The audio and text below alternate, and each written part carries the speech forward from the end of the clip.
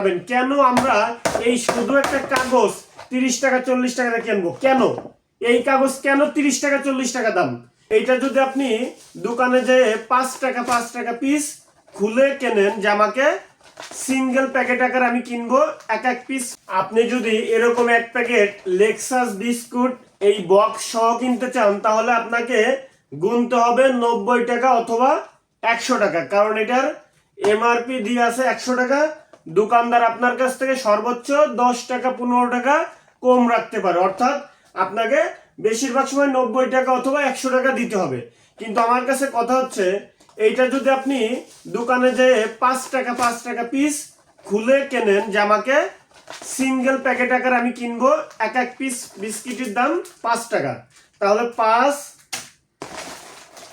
10 20 30 40 50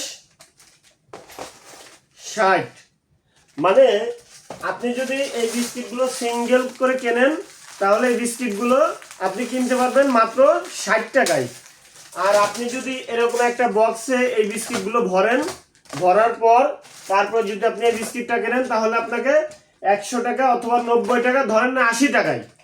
তাহলে কি হলো বিষয়টা, এরকম একটা কাগজ বক্স তৈরি করে কোম্পানির নাম একটু, মানে কোম্পানির বিভিন্ন প্রচার দিয়ে কোম্পানি এই কাগজটা আপনার কাছে বিক্রি করতেছে কয় টাকা?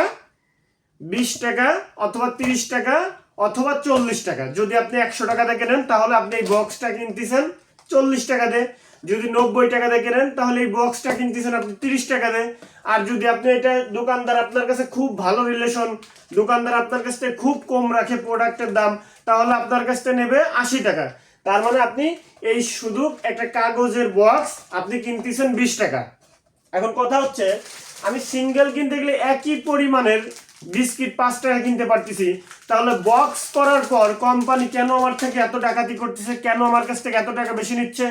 এটার কোনো সৎ উত্তর এখনো মানে কেউই জানে না, কোম্পানিও দিতে পারেনি, ভোক্তারা তো জানেই না যে আসলে কিসের জন্য আমি বাড়তি 40 টাকা দিয়ে এরকম একটা শুধু কাগজের কার্টুন, আমি যার মূল্য যদি ওজনে যাই দেখা যাচ্ছে 2 টাকাও হবে না, সেইখানে এটা আমি কেন 40 টাকা বেশি দিয়ে এরকম একটা কাগজের বক্স কিনবো?